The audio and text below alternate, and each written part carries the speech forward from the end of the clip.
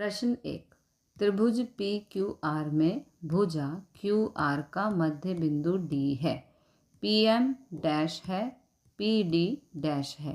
क्या Q M बराबर M R है? ओके, तो हमें यहाँ पे प्रूव करना है कि क्या क्यू एम बराबर एम आर, ये क्यू एम बराबर एम आर है या नहीं, ये हमें बताना है।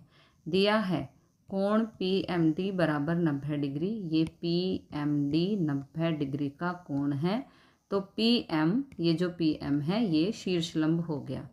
दिया है क्यू डी बराबर डी आर, इसलिए पी डी माध्यिका है, ये जो पी डी है ये माध्यिका है।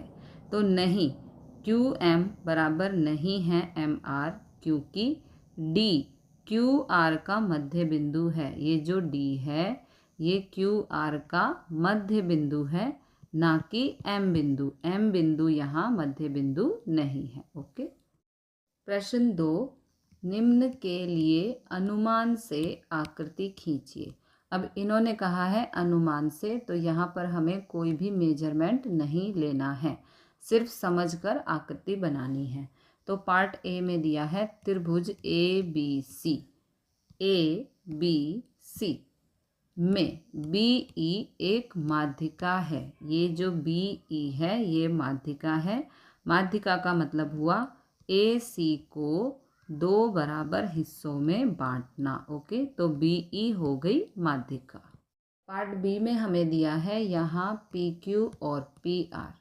त्रिभुज पी क्यू आर के शीर्ष लंब है तथा आर पी लंब है क्यू पी पर। ओके, तो ये है P Q R, P Q R, ये एक त्रिभुज है। ओके, आर पी लंब है क्यू पी, आर पी लंब है, देखो ये निशान है, इसका मतलब है लंब है। ओके, आर पी लंब है क्यू पी पर, तो ये हो गई आकृति। पार्ट सी में हमें दिया है वाई एल त्रिभुज एक्स वाई जेड के बहिर्भाग में एक शीर्ष लंब है। तो सबसे पहले त्रिभुज एक्स वाई जेड बनाना होगा, एक्स वाई जेड। ओके, अब वाई एल जो है इस त्रिभुज के बहिर्भाग, बहिर्भाग का मतलब हो गया बाहर की तरफ, वाई एल एक शीर्ष लंब है, तो ये हो गया शीर्ष लंब। Okay, this is the answer. प्रश्न 3।